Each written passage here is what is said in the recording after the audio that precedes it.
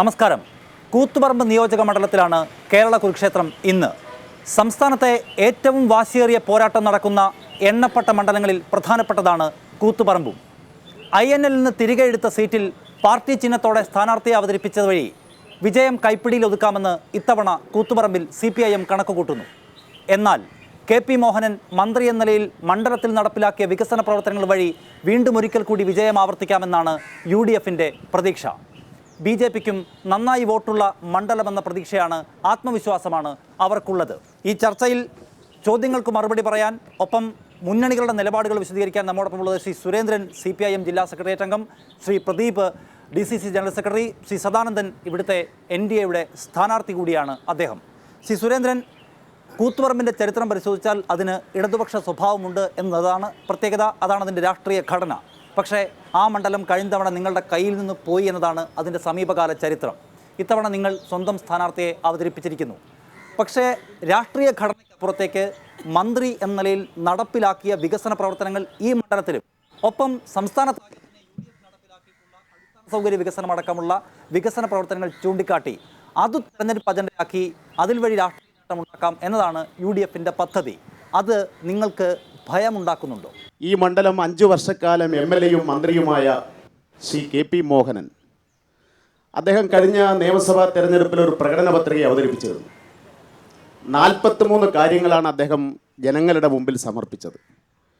ആ പത്രികയിലെ നിങ്ങൾ ആർക്ക് പരിശോധിച്ചാലും കാണാൻ സാധിക്കും, 43 കാര്യങ്ങളിൽ 33 കാര്യങ്ങളും നടപ്പിലാവാത്ത ഈ കേരളത്തിലെ 140 MLAമാരിൽ ജനങ്ങളുടെ മുമ്പാകെ അവതരിപ്പിച്ച പ്രകടന പത്രികയിൽ പറഞ്ഞ കാര്യങ്ങൾ ബഹുഭൂരിപക്ഷവും നടപ്പിലാക്കാൻ കഴിയാത്ത കഴിവുകെട്ട ഒരു MLAയും മന്ത്രിയുമാണ് ഈ കൂത്തുപറമ്പിനെ പ്രതിനിധീകരിച്ചത് എന്നുള്ളത് ഈ മണ്ഡലത്തിലെ ജനങ്ങൾ തിരിച്ചറിഞ്ഞു കഴിഞ്ഞിരിക്കുകയാണ്. അതിൻ്റെ അലകളാണ് ഈ മണ്ഡലത്തിൻ്റെ എല്ലാ ഭാഗങ്ങളിലും കണ്ടുകൊണ്ടിരിക്കുന്നത്. ഇത്തവണ INL നിന്ന് സീറ്റ് തിരികെ എടുത്ത് ഏറ്റവും കരുത്തുറ്റ സ്ഥാനാർത്ഥിയെ പാർട്ടി ചിഹ്നത്തിൽ അവതരിപ്പിക്കാൻ CPIMന് കഴിഞ്ഞിട്ടുണ്ട്. അതുകൊണ്ട് അവർക്ക് നല്ല ആത്മവിശ്വാസവുമുണ്ട്. സംസ്ഥാന സർക്കാരിൻ്റെ കാര്യമെടുത്താൽ 5 വർഷക്കാലം അവർ നേരിട്ട വിവാദങ്ങളും അഴിമതി ആരോപണങ്ങളും നല്ല നിര തന്നെയുണ്ട്. CPIMന് ആത്മവിശ്വാസമുണ്ട്. അത് പ്രായോഗിക ബോധത്തോടെയുള്ള ആത്മവിശ്വാസമല്ലേ? ഈ നാട്ടിലെ 4 വയസ്സ് മുതൽ 80 വയസ്സ് വരെ പ്രായമുള്ള ആളുകൾ നേരിട്ട് മോഹനേട്ട എന്ന് വിളിക്കാനുള്ള ആത്മബന്ധം ഈ നാട്ടിലെ സാധാരണ ജനങ്ങളുമായി അടുത്ത് ഇടപഴകി ജനകീയ ബന്ധമുണ്ടാക്കിയ ഒരു മനുഷ്യൻ. അദ്ദേഹം 305 കോടി രൂപയുടെ വികസനമാണ് ഈ കഴിഞ്ഞ 5 വർഷത്തിൽ ഈ കൂത്തുപറമ്പ് നിയോജക മണ്ഡലത്തിൽ ചെയ്തത്. ഇപ്പോൾ ഇവിടെ പറഞ്ഞല്ലോ, എൻ്റെ കയ്യിൽ അദ്ദേഹം കൂത്തുപറമ്പ് നിയോജക മണ്ഡലത്തിൽ അടിച്ചിറക്കിയ വികസനത്തിൻ്റെ 5 വർഷങ്ങൾ എന്ന് പറയുന്ന ഒരു പുസ്തകമുണ്ട്. ഞാൻ പറയട്ടെ, ഞാൻ ഇവിടെ നിന്ന് അരമണിക്കൂർ ഇത് നോക്കി വായിച്ചാൽ അദ്ദേഹം ഈ നിയോജക മണ്ഡലത്തിൽ ചെയ്ത കാര്യങ്ങൾ അരമണിക്കൂർ വായിച്ചാലും തീരാത്ത അത്രയും കാര്യങ്ങൾ. 305 കോടി രൂപയുടെ വികസന പ്രവർത്തനങ്ങൾ നടത്തിയ ഒരു മനുഷ്യൻ. ഇവിടെ കുറേ ദശാബ്ദങ്ങളായി മാർക്സിസ്റ്റ് പാർട്ടിയുടെ MLAമാർ, മന്ത്രിമാർ, ഉന്നതരായ നേതാക്കന്മാർ പ്രാതിനിധ്യം വഹിച്ച ഈ നിയോജക മണ്ഡലത്തിൽ നിങ്ങൾക്കറിയാമോ, ഒരു സാധാരണക്കാരന് അവൻ്റെ ഒരു പ്രശ്നമായി പോയാൽ അവിടുത്തെ MLA പറയും, നീ എവിടെയാണ്, നീ ഏത് ലോക്കലിലാണ്, അവിടുത്തെ ലോക്കൽ സെക്രട്ടറിയെ കണ്ടിട്ട് വരൂ. അദ്ദേഹം ലോക്കൽ സെക്രട്ടറിയെ കണ്ടാൽ പറയും, ഏത് ബ്രാഞ്ചിലാണ്, ബ്രാഞ്ച് സെക്രട്ടറിയുടെ കത്തും വാങ്ങിയിട്ട് വരൂ.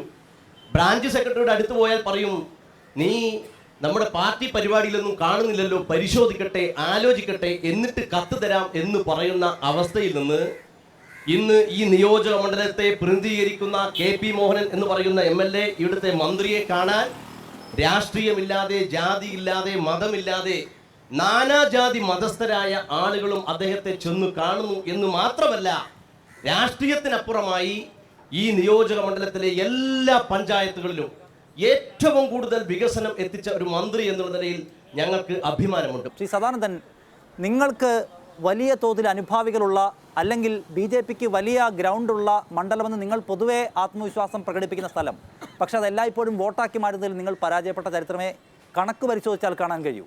ഇത്തവണ എങ്ങനെ മാറ്റമുണ്ടാകുമെന്നാണ് നിങ്ങൾ പ്രതീക്ഷിക്കുന്നത്? ഈ 2 മുന്നണികൾ, ഞാനിവിടെ പറയുന്നത് ശ്രീ CPIMൻ്റെ പ്രതിനിധി സംസാരിച്ച മോഹനൻ്റെ, അതുപോലെ ഐക്യജനാധിപത്യ മുന്നണി ഇവിടെ നടപ്പിലാക്കിയ പ്രവർത്തനങ്ങളുടെ പോരായ്മയെക്കുറിച്ച് അദ്ദേഹം പറയുന്നു. ഞാനത് 100% ഞാൻ ഉൾക്കൊള്ളുന്നു. ഭരണകക്ഷിയുടെ പ്രതിനിധി സംസാരിച്ച വിവരങ്ങളെക്കുറിച്ച്, അദ്ദേഹം ഉന്നയിച്ച വിഷയങ്ങളെക്കുറിച്ച് പ്രതിപക്ഷം എന്നുള്ള നിലയ്ക്ക് CPIMൻ്റെ ഭാഗത്തു നിന്നുണ്ടാകേണ്ട ഇടപെടലുകൾ വേണ്ട രീതിയിൽ ഉണ്ടായില്ല എന്നതുകൂടി ചേർത്തുകൊണ്ട് അതും ഞാൻ ഉൾക്കൊള്ളുന്നു. അപ്പം രണ്ടു പേരും പരസ്പരം നടത്തിയ ആരോപണങ്ങൾ തന്നെയാണ് ഭാരതീയ ജനതാ പാർട്ടിക്ക് ഈ നാട്ടിലെ ജനങ്ങളുടെ മുമ്പാകെ അവതരിപ്പിക്കാനുള്ളത്. പ്രതിപക്ഷ കക്ഷികൾ ഭരണകക്ഷിയെ വിമർശിക്കുമ്പോൾ നമ്മൾ ചിന്തിക്കേണ്ട ഒരു വിഷയമുണ്ട്. പ്രതിപക്ഷ ധർമ്മം വേണ്ട രീതിയിൽ നിർവഹിക്കപ്പെട്ടിട്ടുണ്ടോ നമ്മുടെ ഈ കേരളത്തിൽ? ഒരുപാട് പ്രശ്നങ്ങളുടെ ഇടയിലൂടെ കടന്നു പോകുന്ന ഒരു ഗവൺമെൻറ് ജനങ്ങളുടെ ഏറ്റവും അടിസ്ഥാനപരമായ പ്രശ്നങ്ങൾ പരിഹരിക്കുന്നതിൽ പോലും വിമുഖത കാണിക്കുന്ന ഒരു മന്ത്രിസഭ, ആ മന്ത്രിസഭയെ സമയാസമയങ്ങളിൽ നേർവഴിക്ക് നയിക്കുവാനുള്ള പ്രതിപക്ഷ ധർമ്മം നിർവഹിക്കേണ്ട പ്രതിപക്ഷ കക്ഷികൾ അത് നിർവഹിച്ചിട്ടില്ല എന്നുള്ളതാണ് ഭാരതീയ ജനതാ പാർട്ടിക്ക് പറയാനുള്ളത്. ഈ കാര്യങ്ങളെല്ലാം കണക്കിലെടുത്തുകൊണ്ട് നമ്മുടെ മണ്ഡലത്തിൻ്റെ സമഗ്ര വികസനത്തിനും പൊതുവെ കേരളീയ സമൂഹത്തിൻ്റെ പൊതുസമൂഹത്തിൻ്റെ ഉദ്ധാരണത്തിനും അവരുടെ ക്ഷേമത്തിനും ഉതകുന്ന ഒരുപാട് കർമ്മ പദ്ധതികൾ ഞങ്ങൾക്ക് മുന്നോട്ട് വയ്ക്കാനുണ്ട്. അടിസ്ഥാനപരമായി സംസ്ഥാനത്തിന്റെ രാഷ്ട്രീയ ഭാഗതയെ നിർണ്ണയിക്കുന്ന തെരഞ്ഞെടുപ്പാണ് നിയമസഭാ തെരഞ്ഞെടുപ്പ്. സർക്കാരിന്റെ ഹിസ്റ്ററി നമുക്കെടുക്കാം. 5 വർഷക്കാലം ഈ സർക്കാർ നേരിട്ട അഴിമതി ആരോപണങ്ങൾ എന്തൊക്കെയാണ്? കൃഷി വകുപ്പിൽ തന്നെ നടത്തിയിട്ടുണ്ട്. അനധികൃത നിയമനങ്ങളുടെ നിരവധിയായ പട്ടിക മാധ്യമങ്ങൾ പുറത്തു കൊണ്ടുവന്നിട്ടുണ്ട്. ഏറ്റവും അവസാന ക്യാബിനറ്റിൽ ഭൂമി സ്വകാര്യ ലോബിക്ക് എഴുതി കൊടുക്കാൻ നടത്തിയ നീക്കമടക്കം. അപ്പോൾ സർക്കാരിനെ വിലയിരുത്തിക്കൊണ്ടാണ് കൂത്തുപറമ്പിലെ ജനം വോട്ട് ചെയ്യാൻ പോകുന്നത് എങ്കിൽ എവിടെ നിൽക്കണം അവർ? സർക്കാരിനെ വിലയിരുത്തിക്കൊണ്ടാണ് ജനം വോട്ട് ചെയ്യുന്നത് എങ്കിൽ ഞങ്ങളെ സംബന്ധിച്ചിടത്തോളം ഞങ്ങൾക്ക് ഉറപ്പുണ്ട്. കാരണം ഈ കേരളത്തിലെ സാധാരണ അടിസ്ഥാന വർഗത്തിൻ്റെ പ്രശ്നങ്ങളിൽ നിന്നുകൊണ്ട് തുടങ്ങിയ ഒരു ഗവൺമെൻറ്റാണ്. ഈ നാട്ടിലെ ലക്ഷോപലക്ഷം പാവപ്പെട്ട ജനങ്ങൾക്ക് 2 രൂപക്ക് 1 കിലോ അരി വെച്ച് 25 കിലോ അരി എത്രയോ ലക്ഷക്കണക്കിന് കുടുംബങ്ങൾക്ക് കൊടുത്തുകൊണ്ട് തുടങ്ങിയ ഒരു സർക്കാരാണ്. 2 രൂപക്ക് ഗോതമ്പ് കൊടുത്ത സർക്കാരാണിത്. എല്ലാ ക്ഷേമ പെൻഷനുകളും പാവപ്പെട്ട ആളുകളുടെ എല്ലാ ക്ഷേമ പെൻഷനുകളും വർദ്ധിപ്പിച്ച ഒരു സർക്കാരാണ്. അംഗൻവാടി ടീച്ചർമാരുടെ ശമ്പളം വർദ്ധിപ്പിച്ച സർക്കാരാണിത്. ഹെൽപ്പർമാരുടെ ശമ്പളം വർദ്ധിപ്പിച്ച സർക്കാരാണിത്. എന്ന് വേണ്ട, ഈ നാട്ടിലെ അടിസ്ഥാനപരമായ പ്രവർത്തനങ്ങൾക്ക് ഇതുപോലെ ഇതിനു മുമ്പ് നേതൃത്വം കൊടുത്ത ഒരു സർക്കാർ ഇതിനു മുമ്പ് ഉണ്ടായിട്ടില്ല എന്ന് നമുക്ക് ഏവർക്കും ഒന്ന് സൂക്ഷിച്ചു നോക്കിയാൽ. ഇവിടെ നേരത്തെ പറഞ്ഞു, അത് പറയുമ്പോൾ സുരേന്ദ്രേട്ടൻ നേരത്തെ പറഞ്ഞ കാര്യത്തിന് മറുപടി പറയാതിരിക്കാൻ പറ്റില്ല. നിങ്ങൾക്കറിയാമോ, വടക്കേക്കളം എന്ന് പറയുന്ന സ്ഥലത്ത് പട്ടയം, അവിടെ 700ഓളം ആളുകൾക്ക് കഴിഞ്ഞ 50 വർഷക്കാലമായി അവർ വർഷങ്ങളായി ജീവിക്കുന്ന അവരുടെ ഭൂമിയിൽ, അവരുടെ വീട്ടിൽ പറമ്പിൽ അവർക്ക് പട്ടയം കിട്ടാതെ, അവർക്ക് നികുതി അടക്കാൻ സാധിക്കാതെ 700ഓളം ആളുകൾ കഷ്ടപ്പെടുന്നു. എത്രയോ പതിറ്റാണ്ടുകളായി ആ 700ഓളം ആളുകൾക്ക് പട്ടയം നൽകാൻ, അവർക്ക് നികുതി അടക്കാനുള്ള സൗകര്യമുണ്ടാക്കിക്കൊണ്ട് ഈ വടക്കേക്കളം പട്ടയം വിതരണം നടത്തിക്കൊണ്ട് ഈ KP മോഹന്റെ നേതൃത്വത്തിൽ ഈ നിയോജക മണ്ഡലത്തിൽ ഒരു വലിയ മുന്നേറ്റം അദ്ദേഹം നടത്തി. ഇവിടെ പറഞ്ഞല്ലോ ഒന്നും ചെയ്തില്ല എന്ന്. ശ്രീ സദാനന്ദൻ, ഇക്കാര്യത്തിൽ താങ്കൾ പറയുന്നത് ഈ നിലപാട് വിശദീകരിക്കാനുള്ള അവസാനത്തെ അവസരമാണ്. അതായത് കേന്ദ്ര സർക്കാരിൻ്റെ ഭരണരീതി ജനങ്ങൾ കാണുന്നുണ്ട്. ആ തരത്തിലുള്ള ജനക്ഷേമ പദ്ധതി എല്ലായിടത്തും കൊണ്ടുവരാൻ കഴിയും. അതാണ് നിയമസഭാ തെരഞ്ഞെടുപ്പിലും നിങ്ങളുടെ മുദ്രാവാക്യം എന്നത്. കേന്ദ്ര സർക്കാരിൻ്റെ ഭരണത്തെക്കുറിച്ച് നല്ല നിലയിലുള്ള വിമർശനം കൂടി ഉണ്ട് എന്നോർക്കണം. അവശ്യമരുന്നുകൾ 300 എണ്ണത്തിൻ്റെ വില നിയന്ത്രണം വിട്ടുകൊടുത്തത് ഈ കേന്ദ്ര സർക്കാരാണ്. പെട്രോളിയം വില വർധനവിനെതിരെ വലിയ സമരം നടത്തി അതിൻ്റെ ആനുകൂല്യത്തിൽ സർക്കാർ അധികാരത്തിൽ വന്നിട്ട് 1 രൂപ ഈ പ്രധാനപ്പെട്ട സാഹചര്യത്തിലും കുറയ്ക്കാത്തത് നിങ്ങളുടെ സർക്കാരാണ്. ആധാർ കാർഡിനെതിരെ നിലപാടെടുത്തത് നിങ്ങളുടെ സർക്കാരാണ്. കള്ളപ്പണത്തിൻ്റെ കാര്യത്തിൽ കർശന നടപടി എടുക്കുമെന്ന് പറയുന്നത് നിങ്ങളുടെ സർക്കാരാണ്. വർഷം 2ആയിട്ടും ഒരു കാലടി അനങ്ങാൻ നിങ്ങൾക്ക് കഴിഞ്ഞിട്ടില്ല. അതാണോ നിങ്ങൾ ജനങ്ങളുടെ മുൻപിലേക്ക് വെക്കുന്നത്? പിന്നെ ഈ നാട്ടിൽ ഉയർന്നു വരുന്ന അസഹിഷ്ണുതയുമായി ബന്ധപ്പെട്ട വലിയ ആരോപണങ്ങളും. അതിനു മുമ്പ് കേരളത്തിൽ, പ്രിയമുള്ളവരെ, കേരളത്തിൽ 4000 കോടി രൂപയാണ് മുദ്രാ ബാങ്ക് വഴി യുവജനങ്ങൾക്ക് തൊഴിൽ സംരംഭം കണ്ടെത്താൻ വേണ്ടി കേന്ദ്ര ഗവൺമെൻറ് ചെലവഴിച്ചിരിക്കുന്നത്. 33,000 കോടി രൂപയുടെ റോഡ് വികസന പദ്ധതികളാണ് കേന്ദ്ര ഗവൺമെൻറ് കേരളത്തിനായി നടപ്പിലാക്കിക്കൊണ്ടിരിക്കുന്നത്. ഇപ്പോൾ റോഡ് വികസിച്ച കാര്യങ്ങളൊക്കെ ഇവിടെ പറഞ്ഞുവല്ലോ. റോഡ് വികസിക്കുന്നത് കേന്ദ്രം അനുവദിക്കുന്ന ഫണ്ട് കൊണ്ടാണ് നമ്മൾ മനസ്സിലാക്കണം. 30,000 കോടിയാണ് ആവശ്യപ്പെട്ടത്, 34,000 കോടിയാണ് ഈ പ്രദേശത്തേക്ക് അനുവദിച്ചത്. വിദ്യാഭ്യാസ പുരോഗതിക്ക് വേണ്ടി സ്വച്ഛ ഭാരത് പദ്ധതി, ഇതെല്ലാം തന്നെ ജനങ്ങളെ തൊട്ടുണർത്താൻ കഴിയുന്ന, അവർക്ക് പ്രതീക്ഷ നൽകുന്ന പദ്ധതികളാണ്. അതുപോലെ കാർഷിക മേഖലയുടെ ഉദ്ധാരണത്തിന് വേണ്ടി സ്മാർട്ട് സിറ്റികളെ കുറിച്ച് നമ്മൾ പറയുന്നു വാചാലമായി. അതേപോലെ സ്മാർട്ട് വില്ലേജുകൾ, ഗ്രാമങ്ങളിൽ നഗരവാസികളായ ആളുകൾക്ക് ലഭ്യമാകുന്ന എല്ലാ സൗകര്യങ്ങളും ഗ്രാമീണർക്കും ലഭ്യമാകണം എന്നുള്ള താല്പര്യത്തോടു കൂടി കേന്ദ്ര ഗവൺമെൻറ് നടപ്പിലാക്കുന്ന സ്മാർട്ട് വില്ലേജ് പദ്ധതി വരാൻ പോവുകയാണ്. ഇപ്പോൾ LDFന്റെ പ്രകടന പത്രിക ഇന്നലെ പുറത്തിറക്കിയിരിക്കുകയാണ്. അതിൽ പറഞ്ഞിട്ടുള്ള പല കാര്യങ്ങളും LDF ഒരു 10-20 വർഷങ്ങൾക്ക് മുമ്പ് വാഗ്ദാനം നടത്തിയിട്ടുള്ള സംഭവങ്ങൾ തന്നെയാണ്. ഉദാഹരണമായിട്ട് കൈവശമുള്ള ആളുകൾക്കൊക്കെ പട്ടയം നൽകുന്ന 96-ലെ LDF പ്രകടന പത്രികയിൽ വാഗ്ദാനം നൽകിയതാണ്. മുഴുവൻ ആളുകൾക്കും വീട് എന്നുള്ളതും LDF 2006 അധികാരത്തിൽ വന്ന സമയത്ത് വാഗ്ദാനം നൽകിയതാണ്. അതുപോലെ തന്നെ മുഴുവൻ വീടുകൾക്കും വൈദ്യുത കണക്ഷൻ. ആ ചോദ്യം വളരെ അപ്പോൾ simple ഇത്തരത്തില് ആണ്. പിന്നെ ഏറെക്കാലം നിങ്ങളുടെ കയ്യിലിരുന്ന മണ്ഡലമാണിത്. നിങ്ങൾക്കറിയാം ഇവിടുത്തെ പ്രശ്നങ്ങൾ എന്തായിരുന്നുവെന്ന്. അത് പരിഹരിക്കാത്ത നിങ്ങൾ കഴിഞ്ഞ 5 വർഷം മാത്രം ഇരുന്ന മന്ത്രിയെ കുറ്റം പറയുന്നതിൽ എന്ത് കാര്യമുണ്ട്? LDFന്റെ കൈവശം ഈ കൂത്തുപറമ്പ് അസംബ്ലി നിയോജക മണ്ഡലം ഉണ്ടായ എല്ലാ കാലത്തും വികസനത്തിൻ്റെ വലിയ കുതിപ്പ് ഇവിടെ ഉണ്ടായിട്ടുണ്ട്. എല്ലാ കാര്യങ്ങളും സമഗ്രമായി പരിഹരിച്ചു, എല്ലാ പ്രശ്നങ്ങൾക്കും പരിഹാരം കണ്ടു എന്ന് ഞങ്ങൾ അവകാശപ്പെടുന്നില്ല. പക്ഷേ ഈ കൂത്തുപറമ്പ് മണ്ഡലം പ്രതിനിധീകരിച്ച് LDFന്റെ സംസ്ഥാന നേതാക്കൾ പലരും ഇവിടെ MLA-മാരായി പോയിട്ടുണ്ട്. ആ MLA-മാരായി പോയ അതിൻ്റെ പ്രത്യേകതകളാണ് വലിയ വെളിച്ചം വ്യവസായ വളർച്ചാ കേന്ദ്രത്തിൻ്റെ പദ്ധതി ഉണ്ടായത്. ഈ കൂത്തുപറമ്പിന്റെ നാനാവിധമായ കാര്യങ്ങൾക്ക് തുടക്കം ഈ രാജ്യത്തിന് അനുവദിച്ചത് ആരാണെന്ന് അറിയാമോ? രാജീവ് ഗാന്ധി ഉള്ള സമയത്താണ്. ഒറ്റ കാര്യം കൂടെ, ഞാൻ ഒറ്റ ഉദാഹരണം മാത്രമേ എനിക്ക് പറയാനുള്ളൂ. 968-ലാണ് ആരാധ്യനായ PR കുറുപ്പ് ജലസേചന മന്ത്രിയായിരുന്ന കാലത്ത് പഴശ്ശി പദ്ധതി നമ്മുടെ നാട്ടിൽ ആവിഷ്കരിച്ചത്. വർഷം എത്ര പിന്നിട്ട് കഴിഞ്ഞു? ഇപ്പോൾ പഴശ്ശി പദ്ധതിയുടെ അവസ്ഥ എന്താണ്? പ്രദീപ് അതും കൂടെ ഒന്ന് സൂചിപ്പിച്ചാൽ നല്ലതാണ്. കേരളത്തിൽ അടിസ്ഥാന വിഭാഗമായിട്ടുള്ള ആദിവാസി വിഭാഗത്തിന് ഇന്ന് വരെ 26,000-ൽ പരം ആളുകൾക്ക് റേഷൻ കാർഡ് ലഭ്യമാകാതെ കിടക്കുകയാണ്.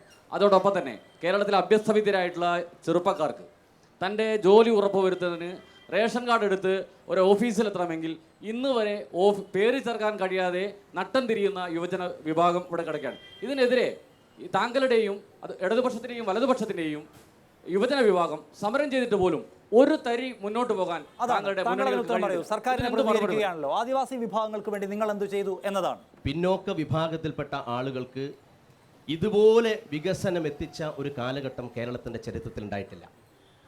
പിന്നോക്ക വിഭാഗത്തിൽപ്പെട്ട ആദിവാസി സമൂഹത്തിൽപ്പെട്ട ആളുകൾക്ക് ദൂരെയൊന്നും പോകണ്ട, നമ്മളെ തൊട്ടടുത്തുള്ള പെരുവ ആദിവാസി കോളനിയിലോട്ട് ഒന്ന് പോയി നോക്കിയാൽ മതി. അവിടെ റേഷൻ കാർഡ് ഇല്ലാത്ത ഒരു കുടുംബമില്ല, സൗജന്യമായി റേഷൻ കിട്ടാത്ത ഒരു കുടുംബമില്ല. ഒരു യുവതി പ്രസവിക്കുമ്പോൾ പ്രസവാനന്തര ചെലവടക്കം 30,000 രൂപയോളം അവർക്ക് കൊടുക്കുകയും കൂട്ടിരിക്കുന്ന ആളുകൾക്കടക്കം പൈസ കൊടുക്കുകയും ചെയ്യുന്ന ഒരു ഗവൺമെൻറ്റാണ്.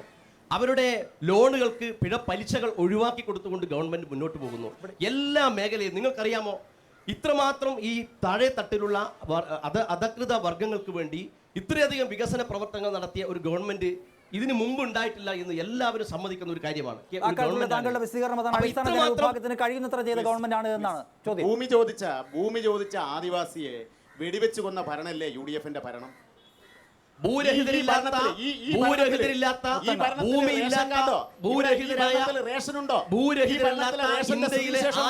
ജില്ലയാണ് കണ്ണൂർ ജില്ല എന്ന കാര്യം നിങ്ങൾ മറന്നുപോകരുത്. ഈ കേരളത്തിൽ കാസർഗോഡും ഇടുക്കിയും ഇവിടെ റേഷൻ ഷാപ്പിലെ സ്ഥിതി എന്താണ്? ഈ കേരളത്തില് ഇവിടെ 25 കിലോ അരിയും 10 കിലോ ഗോതമ്പ് ഉണ്ടായിരുന്നു. ഇപ്പോൾ എത്രയാണ്? 17 കിലോ അരിയും 2 കിലോ ഗോതമ്പ് കൊടുക്കുന്നത് BPL-കാർക്ക്.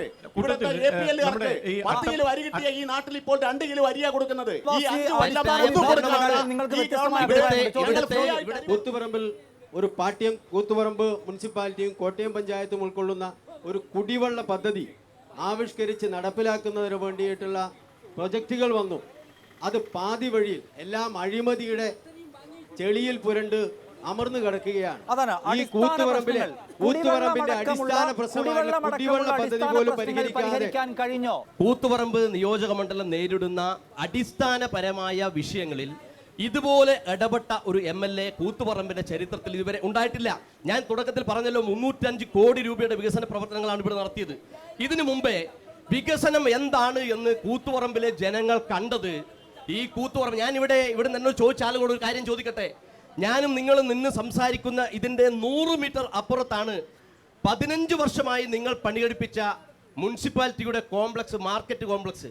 ആ മാർക്കറ്റ് കോംപ്ലക്സ് ഉദ്ഘാടനം ചെയ്തത് ഈ കഴിഞ്ഞ പഞ്ചായത്ത് തെരഞ്ഞെടുപ്പിൻ്റെ ഒരാഴ്ച മുമ്പാണ്.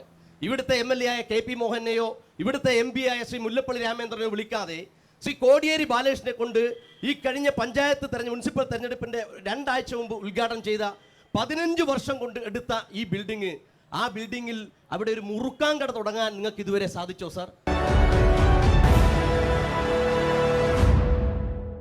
ഇലക്ഷൻ പ്രചരണം തുടങ്ങിയത് തൊട്ട് 2 മുന്നണികളും പറയുന്നു ഞങ്ങൾ അധികാരത്തിൽ വരും. അതേ സമയത്ത് ഒറ്റക്കെട്ടായി അവർ പറയുന്നു BJP ഇവിടെ അക്കൗണ്ട് തുറക്കൂല. അപ്പം നിങ്ങളെ ഒറ്റക്കെട്ടായി ഇങ്ങനെ പറയണമെങ്കിൽ മുമ്പ് തിരുവനന്തപുരത്തും മഞ്ചേശ്വരത്തും നടത്തിയ പോലെ BJP ജയിക്കും എന്നുള്ള മണ്ഡലങ്ങളിൽ ക്രോസ് വോട്ടിംഗ് നടത്തി BJP പരാജയപ്പെടുത്താൻ നിങ്ങൾ തീരുമാനമെടുത്തിട്ടുണ്ടോ? BJP ഏതായാലും നിങ്ങൾക്കൊരു പ്രധാനപ്പെട്ട ഭീഷണിയാണ് എന്ന കാര്യത്തിൽ തർക്കമില്ല. ഇത്തവണ ചില മണ്ഡലങ്ങളിൽ അവർ അക്കൗണ്ട് തുറക്കുമെന്ന് അവരുടെ ദേശീയ നേതൃത്വം പോലും പ്രായോഗിക ബുദ്ധിയോടെ വിലയിരുത്തുന്നുണ്ട് എന്നറിയാം. അപ്പോ BJPയുടെ വരവ് എങ്ങനെയും തടയുക എന്നതിൽ നിങ്ങൾക്ക് മറ്റ് നയമൊന്നും തടസ്സമാവില്ല എന്നുണ്ടോ? BJPയെ അശേഷം ഭയപ്പെടേണ്ട ആവശ്യം ഞങ്ങളെ സംബന്ധിച്ചിടത്തോളം ഇല്ല. കേരളത്തിലെ ജനങ്ങൾ കാണുന്ന ഒരു കാഴ്ചയുണ്ട്. ആ കാഴ്ച വേറൊന്നുമല്ല. ഇവിടെ ഉദുമ മണ്ഡലത്തിൽ മത്സരിക്കുന്നത് UDFന് വേണ്ടി സുധാകരനാണ്. ഇവിടെ BJPക്ക് വേണ്ടി NDA മുന്നണിക്ക് വേണ്ടി മഞ്ചേശ്വരത്ത് മത്സരിക്കുന്നത് സുരേന്ദ്രനാണ്.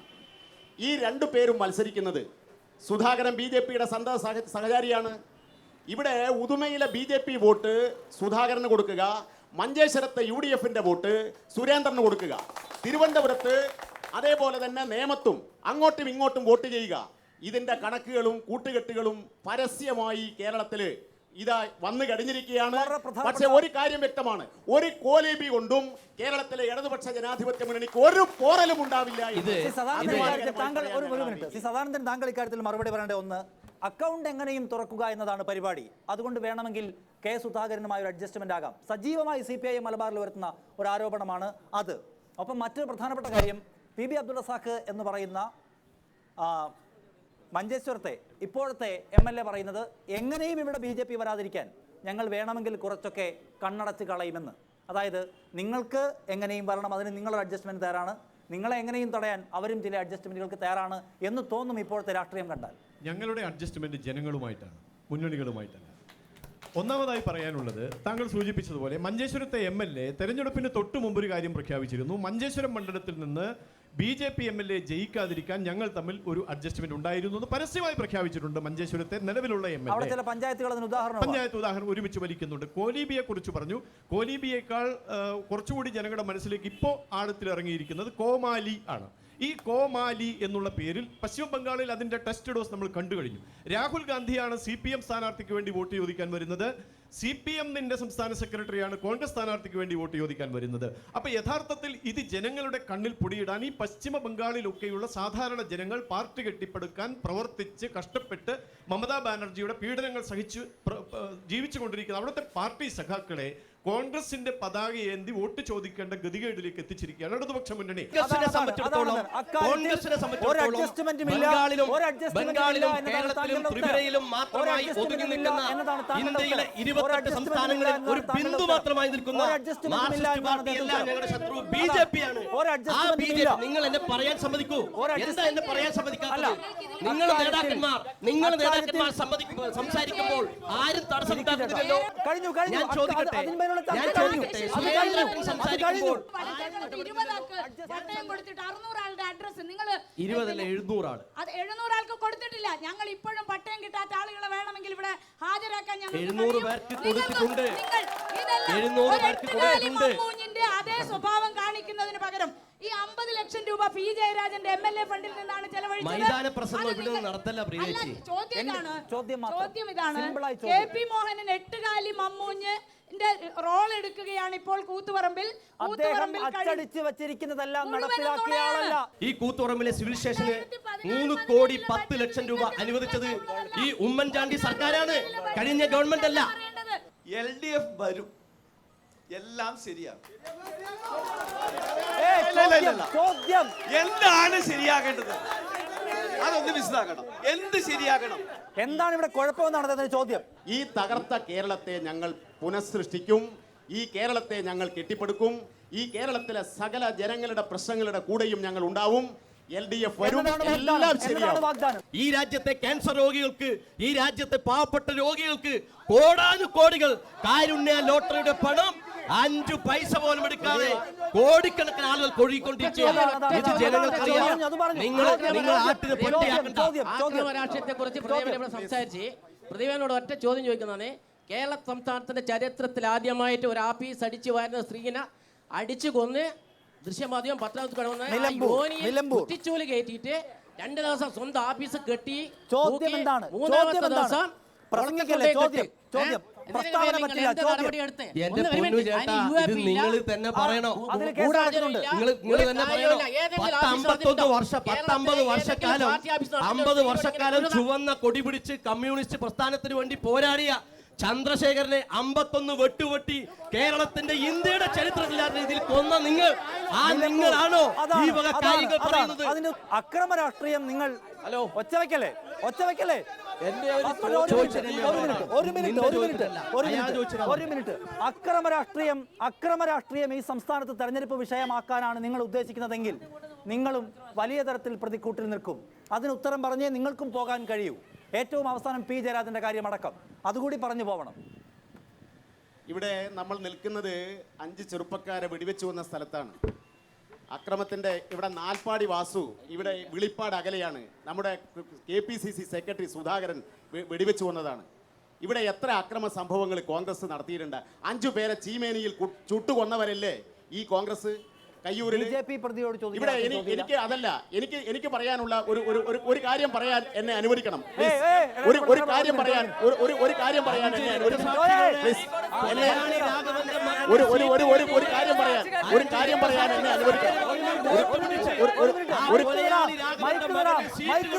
ഞാൻ ചോദിക്കാം. അതാണ് കൂത്തുപറമ്പിലെ സെന്റിമെന്റ്സ്. അതാണ് ഒച്ചവെക്കല്ലേ. ഞാൻ പറയട്ടെ. ഒച്ചവെക്കല്ലേ പ്ലീസ്, ഒച്ചവെക്കല്ലേ. കൂത്തുപറമ്പിലെ സെന്റിമെന്റ്സ് നിങ്ങൾ ഉപയോഗപ്പെടുത്താനാണ് പരിപാടിയെങ്കിൽ കൂത്തുപറമ്പ് വെടിവെപ്പിന് കാരണക്കാരായ MV രാഘവന്റെ മകന് പാർട്ടി ചിഹ്നത്തിൽ മത്സരിപ്പിക്കുകയാണ് നിങ്ങൾ.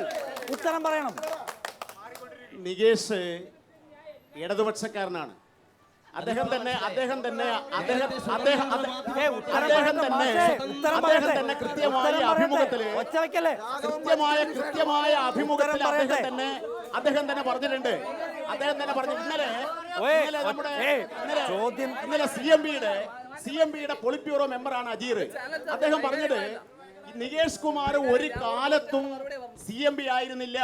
CMBയുമായിട്ട് യാതൊരു ബന്ധവും നികേഷ് കുമാറിന് ഉണ്ടായിരുന്നില്ല. ഇടതുപക്ഷക്കാരനാണ്. ആ ഇടതുപക്ഷക്കാരനായ നികേഷ് കുമാർ അഴീക്കോട് മണ്ഡലത്തിൽ നിന്ന് വൻ ഭൂരിപക്ഷത്തോടെ ഞങ്ങൾ കൂത്തുപറമ്പിന്റെ ട്രാഫിക് ജാം എല്ലാവർക്കും അറിയാം. പുറക്കളം മുതൽ മാവേലി സ്റ്റോർ വരെയുള്ള പഴയ നിരത്ത് അതൊന്ന് ഗവൺമെന്റ് ഉടമയിൽ തന്നെ PWD ഏറ്റെടുത്തുകൊണ്ട് അത് നന്നാക്കി ഞങ്ങൾ അത് നല്ല റോഡാക്കി മാറ്റി മട്ടന്നൂർ ഭാഗത്തു നിന്ന് വരുന്ന വാഹനങ്ങൾ, ചെറിയ വാഹനങ്ങൾ അതിലെ വിടാമെന്നാണ്. ഇന്ന് വരെ നടന്നിട്ടില്ല.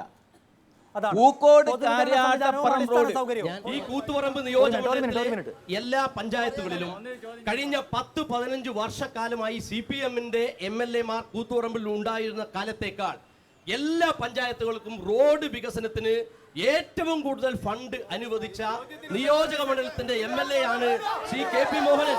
ഇത് വെറുതെ അച്ചടിച്ചതല്ല, ഇത് നിങ്ങൾക്ക് തരാം.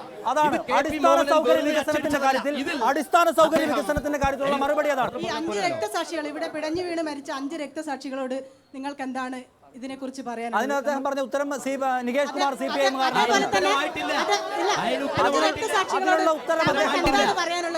രക്തസാക്ഷികളുടെ കാര്യങ്ങളൊന്നും അധികം ഇവിടെ ആരും പറയണ്ട. വാസുവട്ടൻ രക്തസാക്ഷിയുടെ പിതാവാണ്.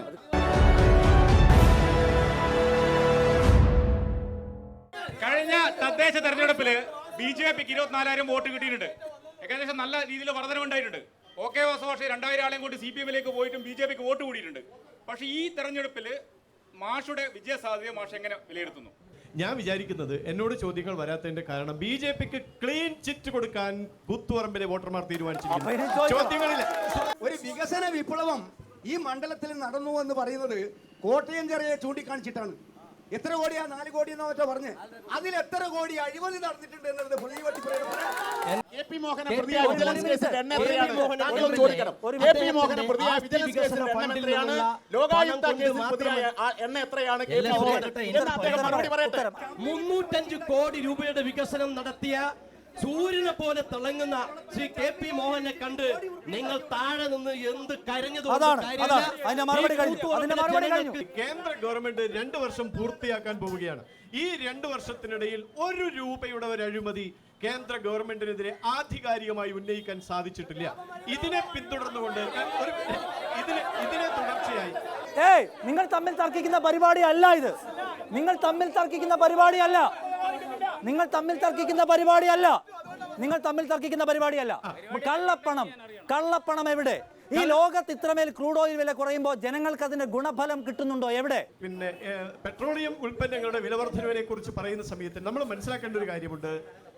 ഭാരതത്തിലെ ദാരിദ്ര്യരേഖയ്ക്ക് ചുവടെ കഴിയുന്ന കോടാനുകോടി ജനങ്ങൾക്ക് ലിക്വിഡ് പെട്രോളിയം ഗ്യാസ് സൗജന്യമായി കൊടുക്കാനുള്ള പദ്ധതി കേന്ദ്ര ഗവൺമെന്റ് ആവിഷ്കരിച്ചിരിക്കുകയാണ്. പെട്രോളിയം ഉൽപ്പന്നങ്ങളുടെ വിലവർദ്ധനവ് മറ്റൊരു ഏജൻസിയെ ഏൽപ്പിച്ചത് BJP ഗവൺമെന്റ് അല്ല. അതാണ് മറുപടി. കൂത്തുപറമ്പ് രക്തസാക്ഷികളോട് CPIM എന്ത് മറുപടി പറയുമെന്നതാണ് വിമർശകരുടെ ചോദ്യം. റോഷന്റെ പിതാവായ താങ്കൾക്ക് അക്കാര്യത്തിൽ മറുപടി പറയാനുണ്ടാവും. ആ കാര്യത്തിൽ പോയിന്റ് ഞാൻ പ്രതീക്ഷിക്കുന്നു. മകൻ അച്ഛൻ എന്തോ തെറ്റ് ചെയ്തിട്ടുണ്ടാവാം.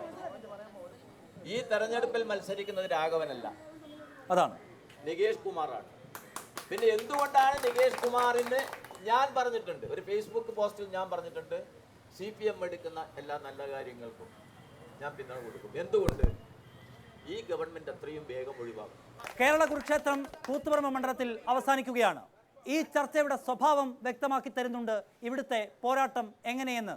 മുന്നണികളുടെ ആത്മവിശ്വാസം അവരെ തുണയ്ക്കട്ടെ. വിധിക്ക് കാത്തിരിക്കാം. നന്ദി.